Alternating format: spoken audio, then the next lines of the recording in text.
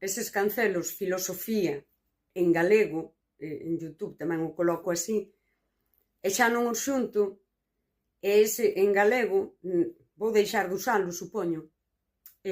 Pensei moito, o tema de contido en galego na rede é unha cousa da que falei moito e da que fun moi polémica.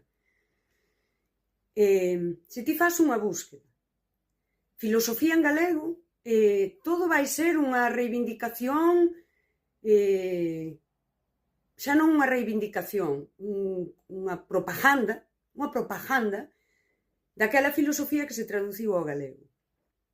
Mais en Galicia, isto en galego, eu que sei, eu escribo un artigo, eu, Eva Patiño, que son unha ninguén, sí? De cousas que eu penso, que non quero o recoñecemento, eu xa sei que son valiosas, eu xa sei que non son unha persoa do común, eu xa sei que o meu pensamento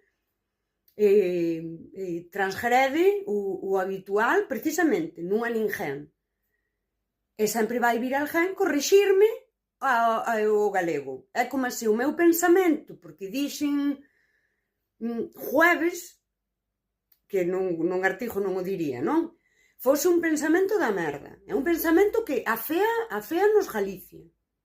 Que eu esta vez dixo ao meu amigo Paulo, que el sí que é un tipo, el sí que é filólogo, el é profesor, é académico, é moitas cousas.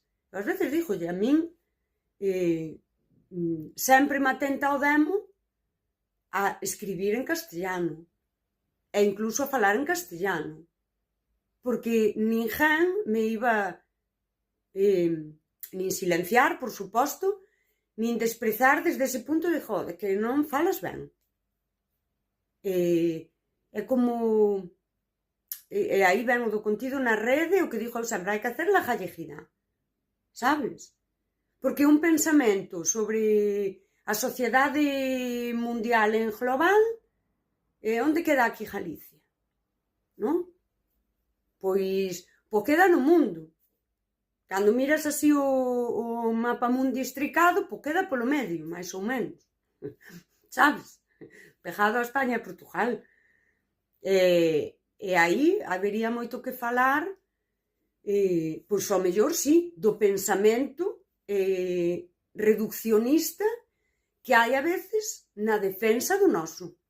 Teño por aí un vídeo onde falo da microfísica do poder, de Foucault, e como isto aplica a eso. Hai falantes, galego falantes de primeira e